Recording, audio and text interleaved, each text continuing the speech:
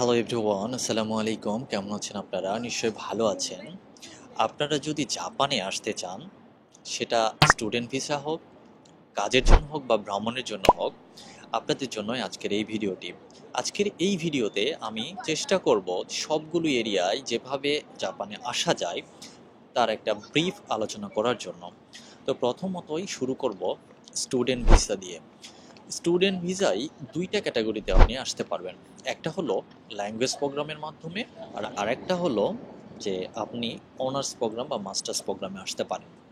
Language প্রোগ্রামের জন্য আসার জন্য আপনাকে যেটা করতে হবে সেটা হলো যে অবশ্যই এইচএসসি সমমান কোনো পরীক্ষায় উত্তীর্ণ হতে হবে, এবং ল্যাঙ্গুয়েজ প্রোগ্রামে আসার জন্য প্রাথমিক N5 লেভেলের জাপানিজ আপনাকে অবশ্যই শিখতে হবে। N4 পর্যন্ত জানলে সবচেয়ে ভালো হয়, কারণ হলো যে আপনি এখানে এসে জব করতে বা জব খুঁজে পেতে খুব সহজ হয়। আর ল্যাঙ্গুয়েজ প্রোগ্রামে আসতে হলে আপনাকে আহ, একটা মোটা অঙ্কের টাকা দিয়ে আসতে হবে, কারণ হলো যে 2 বছর পড়াশোনা করতে হয় ল্যাঙ্গুয়েজ প্রোগ্রামে। তো ল্যাঙ্গুয়েজ প্রোগ্রামে 2 বছর পড়াশোনা করতে হলে আপনার মোটামুটি 6 থেকে 7 লক্ষ পার ইয়ারে আপনাকে টিউশন ফি দিতে হবে। তাছাড়া আসার খরচ এবং যে যাদের মাধ্যমে আপনি প্রসেস করবেন তাদের খরচ, এগুলো সব মিলিয়ে আপনার 8 থেকে 10 লক্ষ মিনিমাম খরচ হবে। আর দ্বিতীয় যে প্রসেস স্টুডেন্ট ভিসায়, সেটা হলো অনার্স বা মাস্টার্স প্রোগ্রামে আসা। তো অনার্স বা মাস্টার্স প্রোগ্রামে আসার জন্য আপনি ল্যাঙ্গুয়েজ ভাষা শেখার পরেও আসতে পারেন। আবার ইংলিশ বিভিন্ন টেস্ট যেমন আইএলটিএস, টোফেল এগুলো দিয়েও আপনি আসতে পারেন। অনার্স প্রোগ্রাম বা মাস্টার্স প্রোগ্রামে আসার সময় আপনি বিভিন্ন ধরনের স্কলারশিপ পেয়ে যাবেন। যদি আপনার যোগ্যতা থাকে, আইএলটিএসে ভালো স্কোর থাকে, তাহলে নেক্সট স্কলারশিপের মতো এরকম বড় বড় কিছু স্কলারশিপ আছে যেটার মাধ্যমে আপনাকে 100% স্কলারশিপ দেওয়া হবে এবং আপনার পড়াশোনার জন্য কোনো খরচ হবে না। মাস্টার্স প্রোগ্রামেও সেম, বাংলাদেশ গভর্নমেন্ট জাইকার মাধ্যমে কিছু স্কলারশিপ দিয়ে থাকে। তাছাড়া আপনি জাপানে আসার পরেও প্রত্যেকটা ইউনিভার্সিটির আন্ডারে এরিয়া ভিত্তিতে বিভিন্ন ধরনের স্কলারশিপ থাকে, সেগুলোতে অ্যাপ্লাই করে এই স্কলারশিপগুলো পেতে পারেন। সেক্ষেত্রে আপনার খরচ কিছুটা কম হবে। দ্বিতীয় পদ্ধতিটি হলো জব ভিসা বা ওয়ার্ক ভিসা যেটাকে বলে।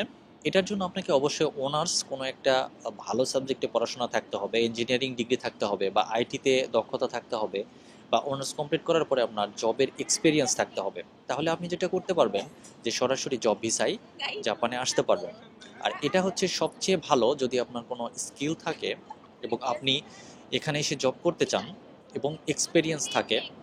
তাহলে যেটা হবে, আপনি ভালো অ্যামাউন্টের একটা স্যালারি পাবেন, সাথে সাথে আপনার খুব সুবিধা হবে এখানকার জীবনযাপনের সঙ্গে ম্যাচ করে চলতে। এর সাথে যদি আপনি কিছুটা জাপানিজ জানেন, তাহলে আপনার দৈনন্দিন জীবনে চলাফেরা থেকে শুরু করে সব কিছুর ক্ষেত্রেই আপনি সুবিধা পাবেন। এরপরে আসি হচ্ছে এসএসডাব্লিউ বা স্পেশাল স্কিল ওয়ার্কার যারা।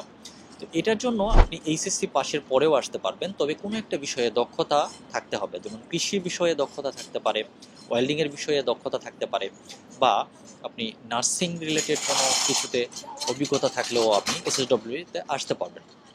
এরপর আরেকটা ক্যাটাগরি আছে, এটাও জব ভিসার আন্ডারেই পড়ে, সেটা হলো টিআইটিপি ভিসা। তো টিআইটিপি ভিসার কাজগুলো একটু কঠিন এবং স্যালারিও নির্দিষ্ট একটা অ্যামাউন্টের মধ্যেই থাকে।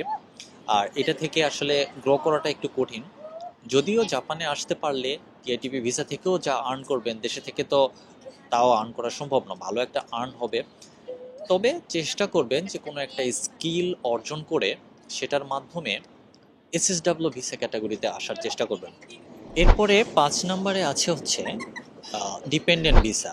অর্থাৎ জাপানে আপনার হাজবেন্ড বা আপনার ওয়াইফ যদি থাকে, তাহলে আপনার ডিপেন্ডেন্ট ভিসায় আপনার ওয়াইফকে বা হাজবেন্ডকে জাপানে নিয়ে আসতে পারবেন। সেক্ষেত্রে অবশ্যই ল্যাঙ্গুয়েজ প্রোগ্রামে যদি আপনি থাকেন, তাহলে এটার কোনো অ্যালাউ করবে না যে আপনি হচ্ছে আপনার ওয়াইফকে বা আপনার হাজবেন্ডকে নিয়ে আসবেন, এটা অ্যালাউ করে না সাধারণত। তাছাড়া সেনমন গাক্কু, যেটা ল্যাঙ্গুয়েজ প্রোগ্রাম শেষ করার পরে যারা ইন্টারমিডিয়েট কমপ্লিট করে আসে, তারা সরাসরি সাধারণত জবে ঢোকে না, তারা সেনমন গাক্কুতে যায়। তো সেনমন গাক্কু হচ্ছে বাংলাদেশের ডিপ্লোমার মতো, তবে 2 বছর মেয়াদি। এই সেনমন গাক্কু শেষ করার পরে আপনি জবে ঢুকলে আপনার ওয়াইফকে বা আপনার হাজবেন্ডকে ডিপেন্ডেন্ট ভিসা আনতে পারবেন। সেনমন গাক্কুতেও আনতে পারবেন, সেক্ষেত্রে আপনার ব্যাংক ব্যালেন্স অনেক ভালো একটা অ্যামাউন্ট দেখাতে হবে, সাধারণত সেটা দেখানো যায় না। যারা জব ভিসায় অলরেডি আছেন, তারা খুব ইজিলি নিয়ে আসতে পারবেন। তবে সকল জব ভিসাই কিন্তু আপনি ডিপেন্ডেন্ট ভিসায় আনতে পারবেন না। তো টিআইটিপি ভিসায় কিছু জটিলতা আছে। সো আপনার ওয়াইফ বা হাজবেন্ডকে নিয়ে আসতে গেলে একটু ঝামেলা হতে পারে। কিন্তু যারা ইঞ্জিনিয়ারিং ভিসায় যাবে বা জব ভিসায় যাবে, তারা খুব সহজেই আপনি খুব সহজেই জব ভিসা হাতে পাওয়ার পরে অ্যাপ্লাই করলে 1 থেকে 1.5 মাসের মধ্যে সিওই যেটা সার্টিফিকেট অফ এলিজিবিলিটি বের হয়ে যাবে, এবং 2 থেকে 2.5 মাসের মধ্যে আপনার হাজবেন্ড বা ওয়াইফকে ডিপেন্ডেন্ট ভিসায় জাপানে নিয়ে চলে আসতে পারবেন। এবং সর্বশেষ ক্যাটাগরিতে যেটা থাকে সেটা হলো যে ভ্রমণ ভিসা। জাপান একটা স্বপ্নের দেশ, সুন্দর দেশ এবং ঘুরে দেখার মতো একটা দেশ। এত পরিষ্কার পরিচ্ছন্ন দেশ পৃথিবীতে খুব কম আছে। তো যে কেউই আসলে চেষ্টা করে দেখতে পারেন জাপানে ভ্রমণ ভিসায় আসতে পারেন কিনা। তবে জাপানে ভ্রমণ ভিসায় আসার সময় আপনার কিছু বিষয় অবশ্যই চিন্তা করে অ্যাপ্লাই করবেন। সেটা হলো যে কোনো ভুয়া ইনফরমেশন দিয়ে অ্যাপ্লাই করবেন না, তাহলে আপনাকে রিজেক্ট করে দিবে। এরপরে আপনার নির্দিষ্ট একটা ব্যাংক ব্যালেন্স থাকতে হবে। আর জাপানে ভ্রমণ করার পূর্বে আপনার উচিত আরও 2-1টা দেশ, ভালো দেশ ঘুরে আসা।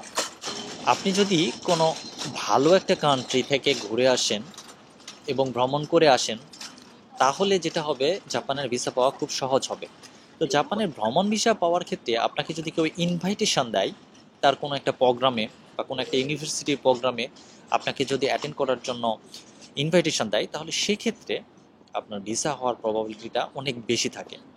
তো আজকের ভিডিওতে এ পর্যন্তই কথা বলবো। এর পরবর্তী ভিডিওগুলোতে আমি যেটা করব, প্রত্যেকটা ক্যাটাগরি নিয়ে বিস্তারিত আলোচনা করার চেষ্টা করব। তো যদি আমার এই ভিডিওটি ভালো লাগে এবং পরবর্তী বিভিন্ন ইনফরমেশন নিয়ে, জাপানের বিভিন্ন ইনফরমেশন নিয়ে ভিডিও পেতে চান, তাহলে আমার চ্যানেলটিকে সাবস্ক্রাইব করে রাখতে পারেন। তাছাড়া আমার ওয়ে টু জাপান গ্রুপে জয়েন করতে পারেন, লিংক আমার ভিডিও ডেসক্রিপশনে দেওয়া থাকবে। সে পর্যন্ত ভালো থাকবেন। মিতে করিতে আরিগাতো।